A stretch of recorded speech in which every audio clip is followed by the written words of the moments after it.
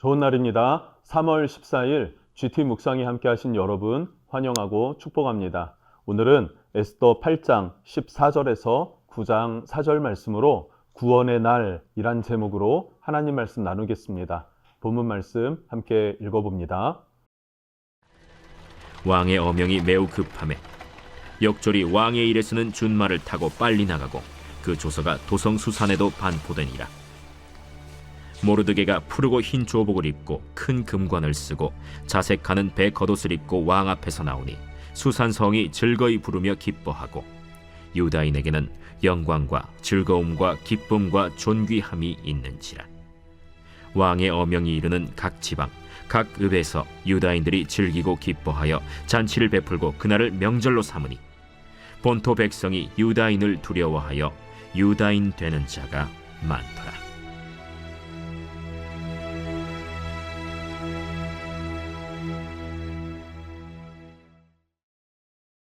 제9장.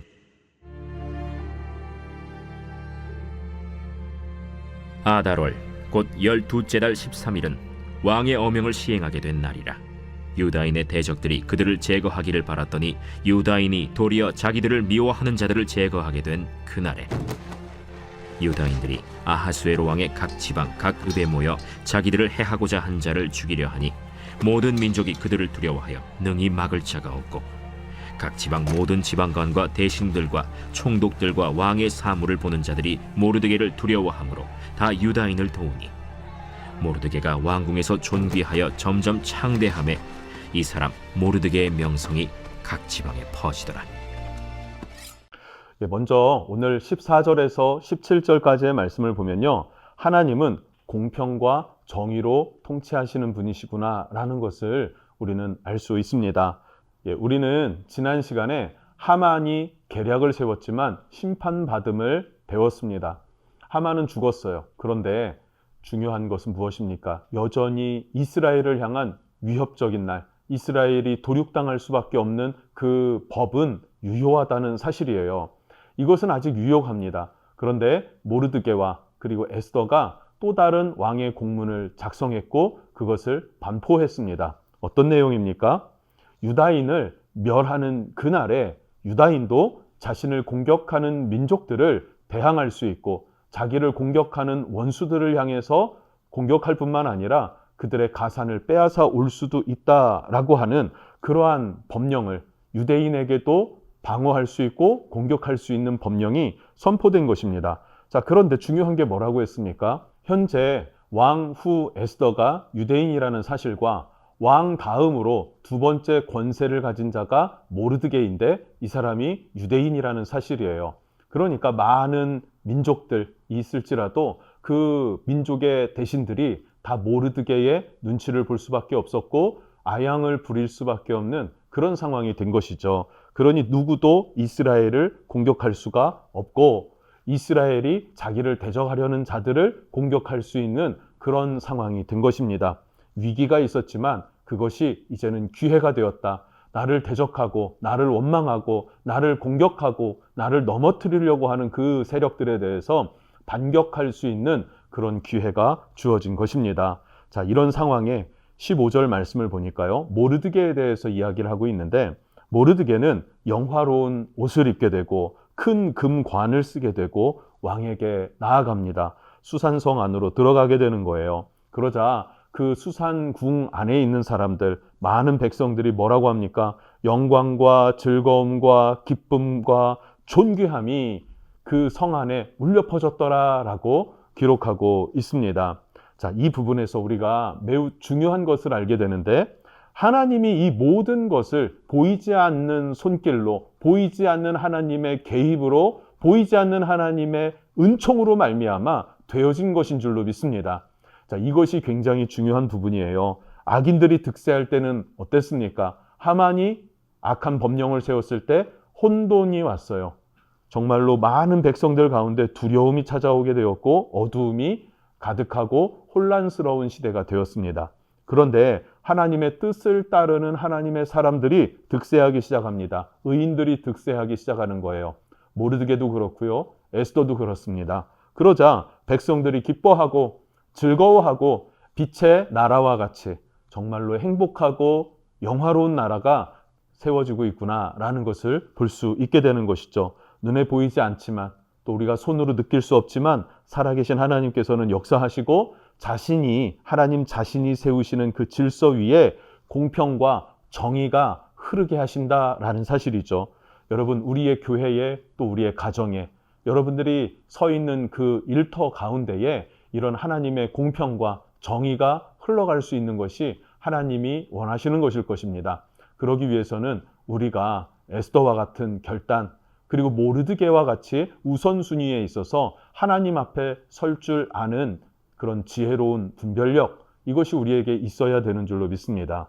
자, 또 한 가지 우리에게 중요한 메시지를 주고 있는 것이 있습니다. 그것이 무엇이냐면 왕의 준말을 타고 조서를 전달하는 역졸과 같이 이들이 얼마나 충성스러운 사람이었을까요?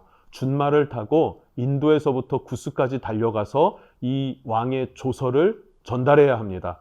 그런데 이 왕의 조서가 전달되기까지 유대인들은 절망과 두려움 가운데 혼란 속에 빠져 있는 것입니다. 여전히 어둠 가운데 있는 거예요. 그러나 이 왕의 조서가 전달된 순간 어떻게 됩니까? 그들은 희락으로 가득 차게 되고 기쁨과 감사가 넘쳐나게 될 것입니다. 그리고 이 역졸들은요, 왕의 준마를 타기까지 훈련된 자들이고 또 이 왕의 준마라고 하는 것은 굉장히 잘 숙련되고 훈련된 말들입니다.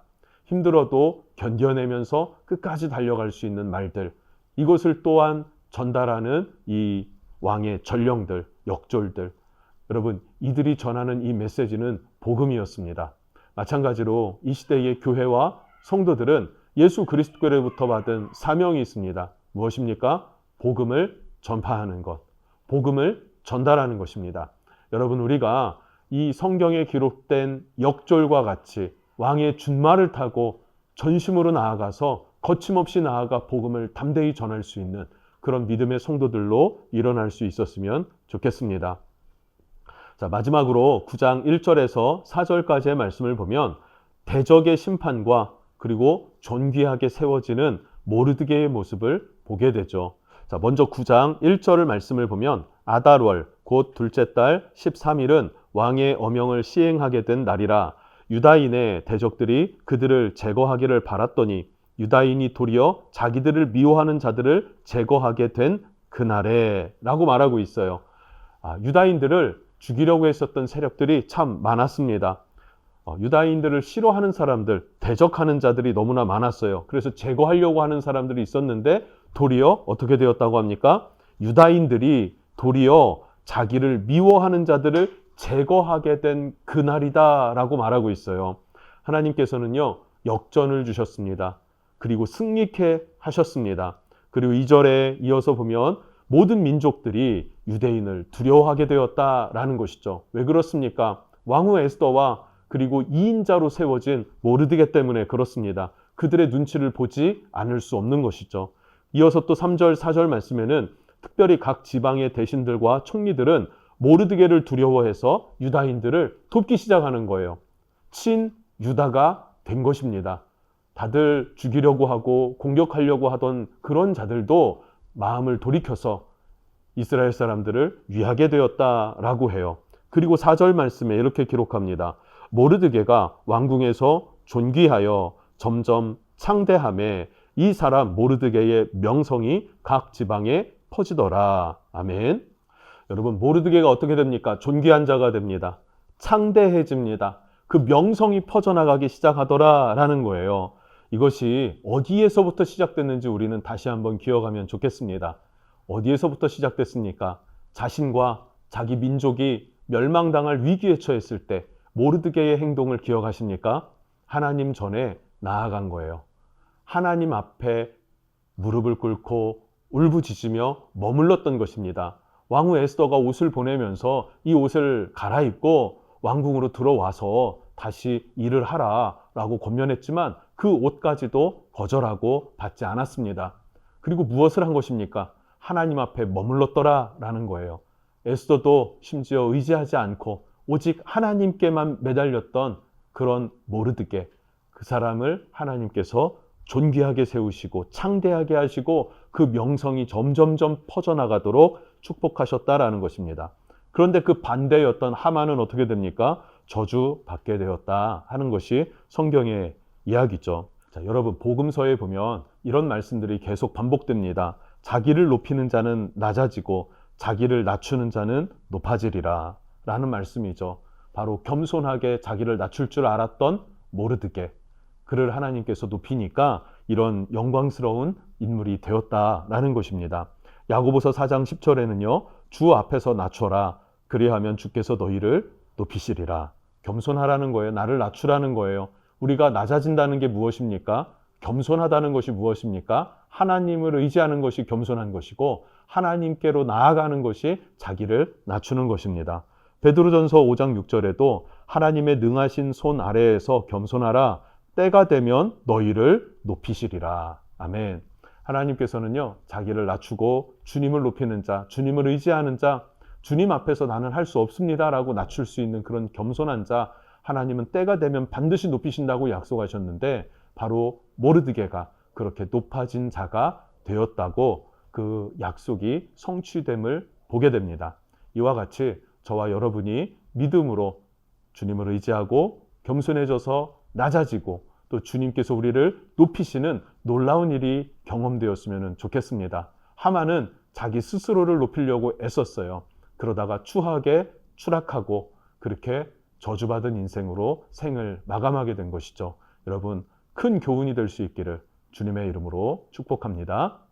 기도합니다. 하나님 감사합니다. 주님이 다스리시는 나라는 공평과 정의로 통치하는 나라입니다. 악인들이 득세할 때 그 나라는 어두움, 혼란, 그리고 두려움이 가득하지만 하나님 앞에 의인들, 하나님을 의지하는 믿음의 사람들이 세워질 때 백성들은 기뻐하고 즐거워하며 하나님의 빛을 경험하게 될 것입니다. 하나님께서 이 나라와 이 민족을 축복해 주셔서 그렇게 좋은 리더를 세워주시기를 원하고 그 은혜를 누리는 모든 국민들 될 수 있기를 원합니다. 그러기 위해서 우리가 모르드게와 같이 더 겸손히 하나님 의지할 수 있게 해주시고 그리고 하나님 안에서 나를 낮추고 주님의 능력과 권능으로 승리를 경험하는 자들 되도록 이끌어 주십시오. 예수님의 이름으로 기도합니다. 아멘.